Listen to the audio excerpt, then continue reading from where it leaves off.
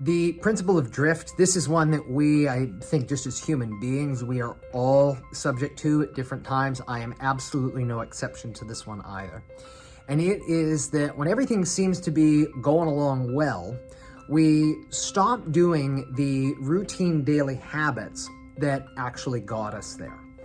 And this falls into an expression that I oftentimes use. It's that normal feeling is no feeling. So if a person is confronted with crisis, when they have pain or other problems in their body, if they really want to get well, they're going to do what it takes to actually get well. They're going to do the exercises. They're going to do the nutritional protocols. They're going to take what they've been prescribed. They're going to follow the recommendation of care that they have been given. They will do the work. And guess what? Over a period of time, not always all at once, but over a period of time, we expect that they will reap the benefits of that. But what typically happens then is that when we start to feel pretty good, then we start to taper and we think we don't need to do that quite as much anymore. Phew, I'm glad that's over. Now I can get back to doing all the stuff that got me into the problem and the situation in the first place. So we start letting some of those bad habits slip back in. We stop doing the things that we were told to do and prescribed. We start to, not follow up on certain appointments, and we fall into a pattern of drift. So we've gone to this effort to reverse the momentum, and then we're thinking, okay, yep, feeling good. And then we ultimately capsize, going back to the point of crisis. In which case, guess what? We have to start the whole process all over again. And very, very common where people go, like this any number of different times throughout the course of their life. All right, this time's going to be different. All right, I'm going to do it this time. I'm going to change it. But the reality is that, drift happens. And so the question is then, okay, well, what is the solution for drift? One is, yes, we need to make, habit and discipline of it. And that is easier said than done. You see, discipline is a very, noble virtue, but it also seems to be a very rare character trait. It's not something that comes naturally to most people. So I say that, not as a critique or anything like that, but it's important to be aware of our nature, because if we are aware of our nature, it's at the forefront of our mind. And that leads me directly to number 2. Is that by being aware of these things at the forefront of our mind, that actually allows you to stay on top of it to where it becomes just simply that routine habit that you do. So as an example, something that I've heard is that, let's say that, for example, a person has known heart disease that runs in the family. Their father had it, an uncle had it, grandmother had it, and, they may have passed on account of this. And so they're aware. So at a young age, they do the regular heart screenings to make sure that they do not go down the same path.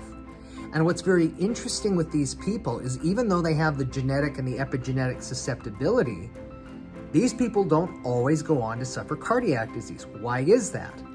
It's at the forefront in their mind. And so they are doing and making the regular daily habit of not doing the things that are going to put them down that path in the same way that if they had left it to go as drift on its own.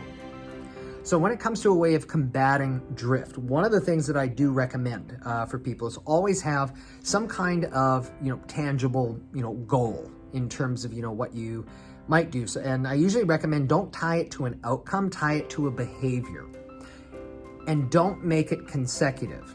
So what do I mean by this? Is if you're wanting to avoid drift and you're wanting to create new daily habits, let's say you get a calendar out. Pick a tangible goal, firstly. So this would be maybe an experience, something you want to do, something that you would like to purchase, and, something that you can afford. We should probably add that as well. But it's not something that's necessarily at the priority list. Yeah, I can do that. I'll get to it later, but I've got all this other important stuff. The point being is you put it down and you say, okay, I am going to do 100 days where I am going to do a certain behavior. And you've got your calendar and you've got, little check marks and tick marks that you are doing every day that you do this activity. Now, note that I did not say 100 consecutive days. So what that does is that gives you the ability to, have a little bit of wiggle room for yourself, and it's not demanding perfection of you either. But you can appreciate, okay, if you tick the box one day, you tick the box the next day, you tick the box the next, odds are what you're gonna wanna do, because we as humans, we like to keep up the patterns, you're gonna do that activity, maybe not for the, health benefit per se, but because you want the good feeling of ticking the box. You wanna keep your streak going. And you know that when you start getting up to say 70 or 80, that at the end of that is a little pot of gold, the goal that you assigned yourself in the beginning. And again, it's gotta be something tangible. Every year at New Year's, people say, this is the year I'm gonna do something different.